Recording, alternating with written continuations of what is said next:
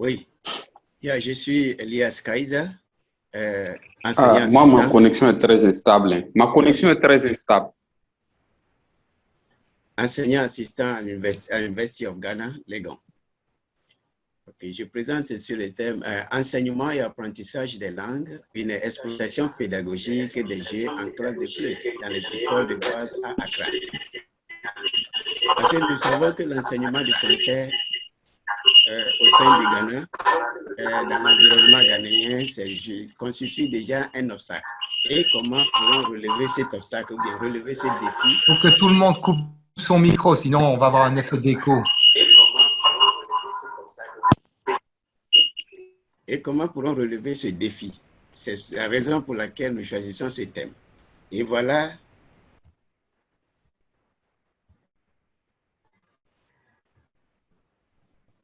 le plan que nous suivons, le constat, contexte et justification problématique, et théorie méthodologique, discussion des résultats, et enfin la perspective didactique. D'abord, au Ghana, les systèmes éducatifs ont parcouru d'énormes réformes et ces réformes ont contribué à l'amélioration de la qualité de l'éducation et à l'expansion du programme de formation en langue et à l'expansion du programme d'enseignement-apprentissage du FLE, étant donné que le Ghana, de par sa situation géographique, est situé au sein des pays francophones, à l'est par le Togo, au nord par le Burkina Faso et à l'ouest par la Côte d'Ivoire. Et ces réformes ont aidé à l'amélioration du programme, mais la motivation qui, en soi, constitue un obstacle à l'apprentissage et les stratégies innovatrices dans l'enseignement-apprentissage du français demeurent toujours un souci aux enseignants de FLE. D'abord, nous savons que la langue, comme on le sait, c'est un outil efficace de communication et d'échange entre les êtres humains. Et la langue s'acquiert et se développe dès l'enfance. Comme le dit Sabri, c'est un outil d'apprentissage qui incite les apprenants à réfléchir et à se communiquer socialement et à développer leurs compétences d'apprentissage. Donc, si la langue est un outil d'apprentissage, donc au sein du Ghana, où l'élève, l'apprenant, avant d'arriver même à l'école, acquiert déjà sa langue maternelle et il commence à apprendre la langue de scolarisation qui est l'anglais. Et maintenant, introduire la langue française, langue étrangère, adoptée par le système éducatif ghanéen, afin de pouvoir communiquer avec les voisins de la sous-région. L'introduction de cette langue constitue déjà une difficulté. Donc là, l'enseignement et l'apprentissage du FLE se fait au Ghana. Bon, auparavant, c'était au niveau du secondaire jusqu'à l'enseignement supérieur. Mais tout récemment, la politique a intégré le primaire. Et voilà, l'enseignement du français, langue étrangère au primaire, constitue une tâche complexe. Et pour relever cette tâche, il faut une démarche appropriée. Une démarche appropriée, d'où la motivation des apprenants. La motivation, quelle que soit intrinsèque ou extrinsèque, constitue en soi un obstacle. Si le manque de motivation constitue un obstacle, donc là, il faut chercher une motivation pour pouvoir attirer l'attention des apprenants.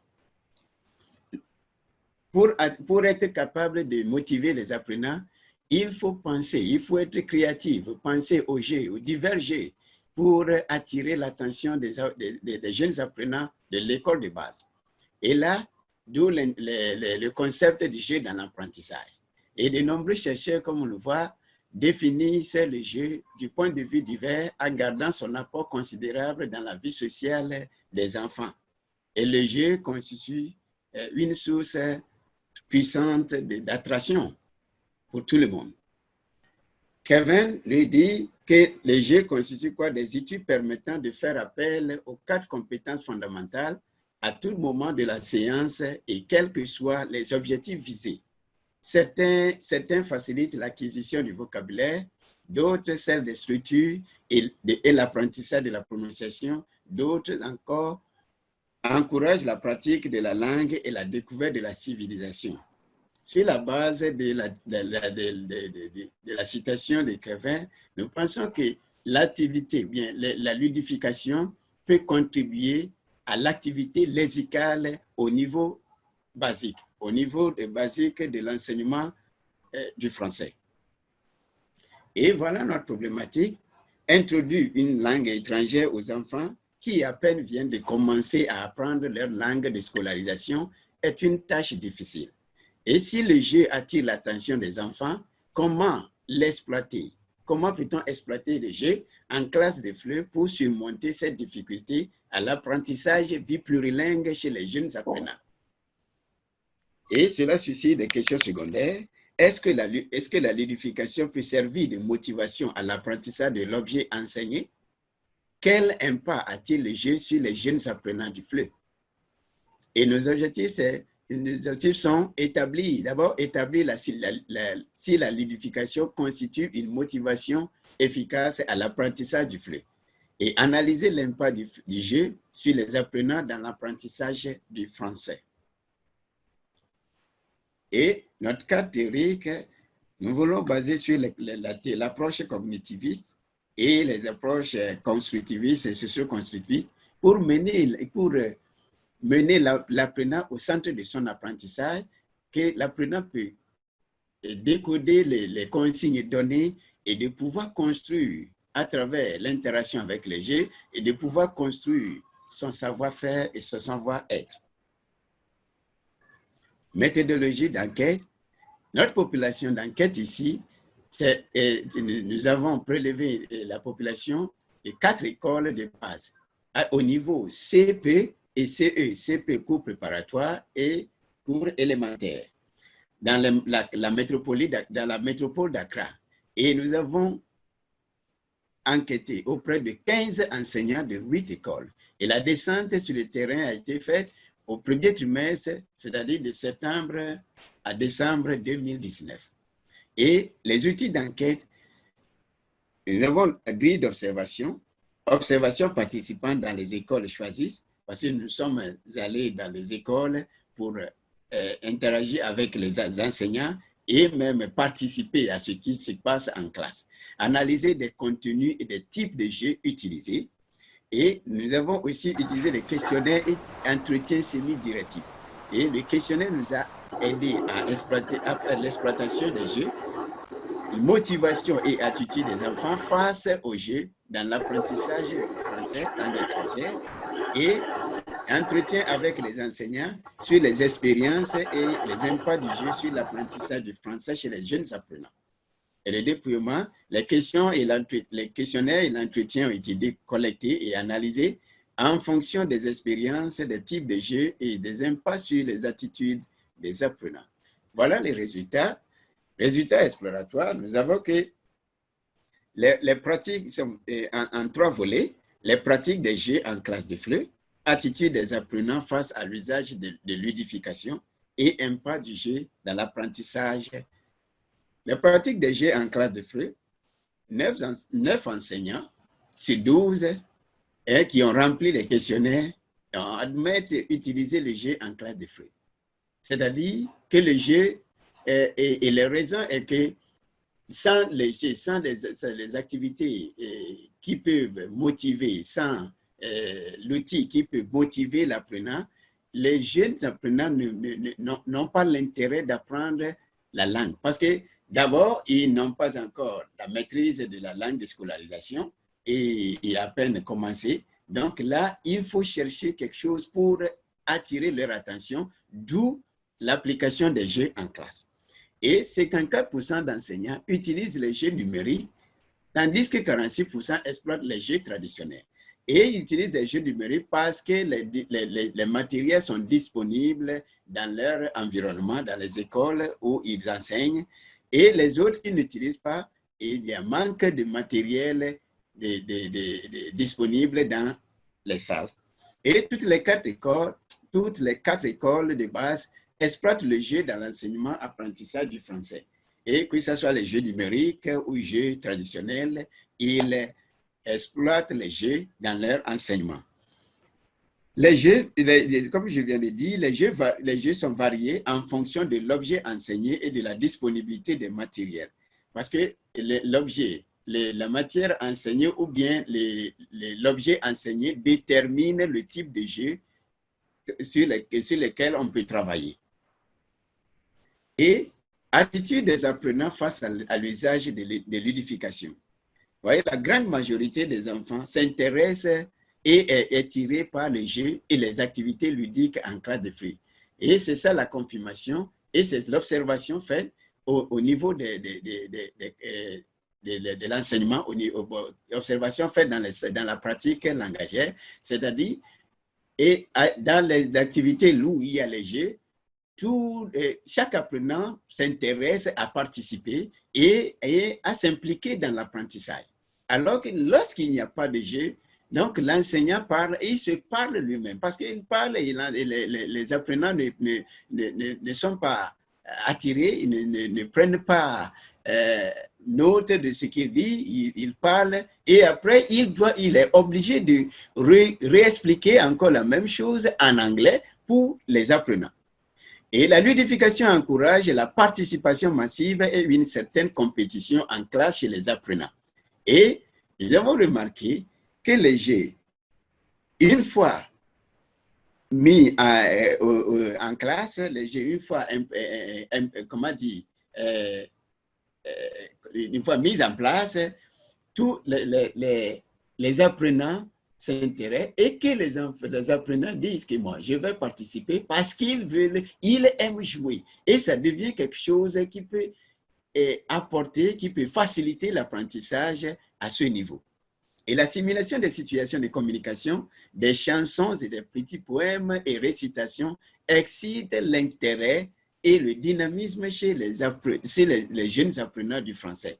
Vous voyez que ce niveau CP et CD, ils sont âgés de 8 entre 8 et 10 ans comme ça. Donc là, avec la simulation et la répétition de ces poèmes et la participation à ces jeux, ça attire leur intérêt et le dynamisme. Donc, une fois que leur intérêt est attiré, ça relève déjà l'obstacle qui peut empêcher l'apprentissage du français.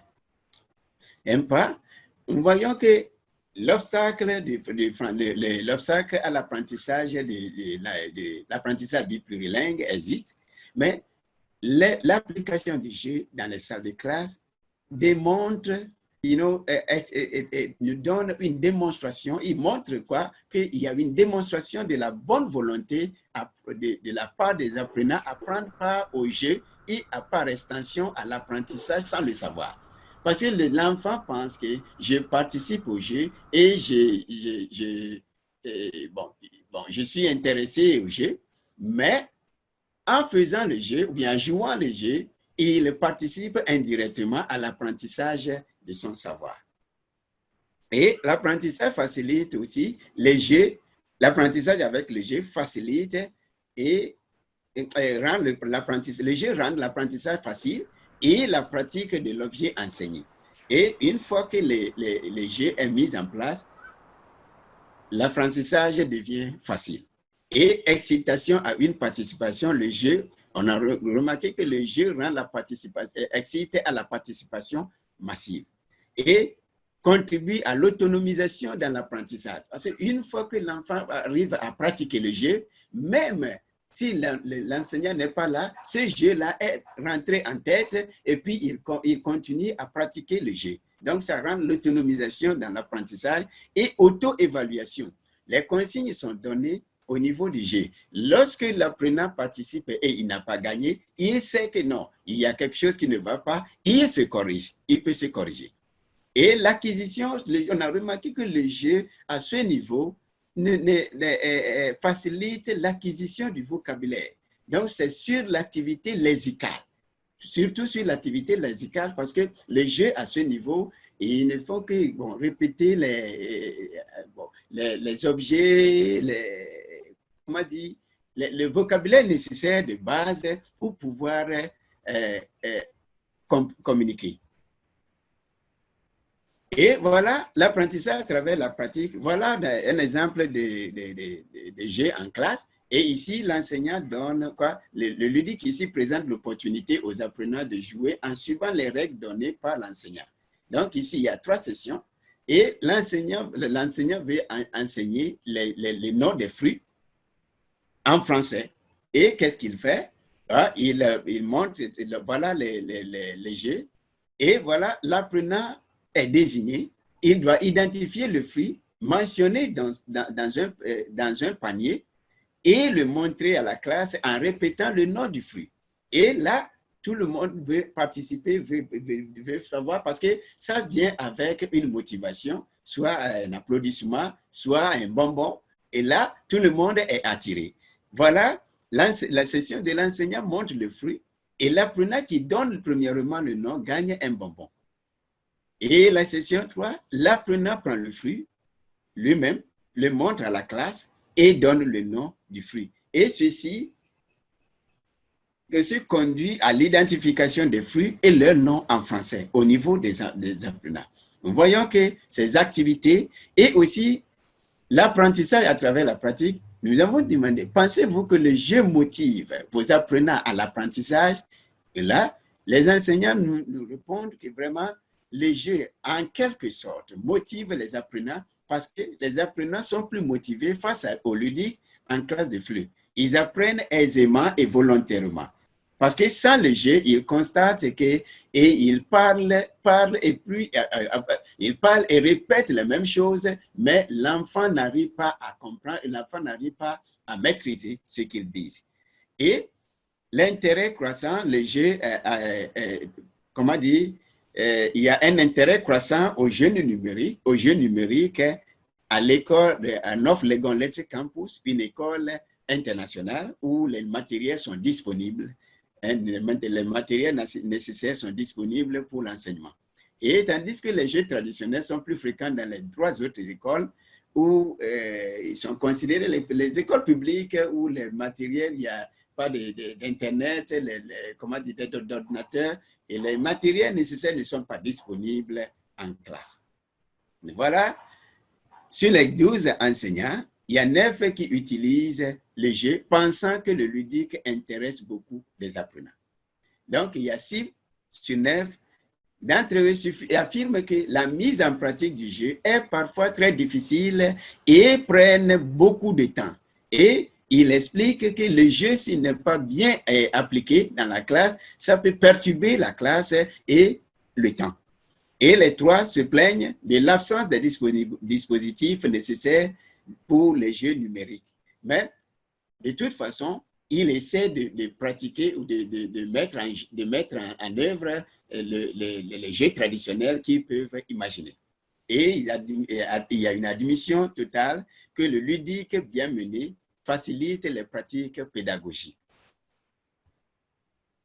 La grande classe, le nombre d'heures, et dans certains cas, le manque de matériel milite contre la mise en place des jeux en classe. Parce que si les jeux peuvent intéresser les apprenants, et cela veut dire qu'il y a d'abord une solution à l'obstacle à l'enseignement, à cet obstacle. Donc, s'il y a il y a la salle, la grande classe, où on ne peut pas contrôler la classe, donc il y a un problème. Donc, les jeux peuvent être appliqués à une classe réduite et aussi le nombre d'heures. Il parle de nombre d'heures parce que le nombre d'heures dans certaines classes, c'est 30 minutes ou bien 35 minutes. Et comment peut-on appliquer effectivement ou bien les jeux en classe? Et il y a compétences requises pour la conception. Parce qu'ils admettent que mettre les jeux en classe, ils demandent ou bien exigent une compétence nécessaire de la part de l'enseignant. Parce que si l'enseignant ne fait pas, n'a pas cette compétence, il va perdre tout le temps en travaillant sur le jeu. Et il y a des enseignants qui n'utilisent plus le ludique, indiquant que le jeu prend assez de temps et que les apprenants font trop de bruit pendant le jeu. Voilà Et pour conclure, on peut dire que le jeu a des bénéfices pour les jeunes apprenants car il leur permet d'avoir une mémoire visuelle de la prononciation et de l'objet concret. Ainsi, relève le défi à l'apprentissage plurilingue. Le jeu développe la curiosité et la capacité intellectuelle des apprenants et développe l'autonomie langagière chez les enfants. Et le jeu met l'apprenant au centre, le responsabilise et favorise son apprentissage. Comme le soulève le constructivisme, l'enfant construit son savoir et son savoir-faire en joie. Et nous savons ici, pour dire qu'il y a l'obstacle à l'enseignement biplurilingue. Mais cet obstacle n'est pas un obstacle qui ne peut pas être surmonté. Et à travers les jeux, en classe de langue, on peut surmonter en quelque sorte cet obstacle. Et surtout, au niveau de base, le jeu peut faciliter les activités lexicales en classe de langue. Je vous remercie.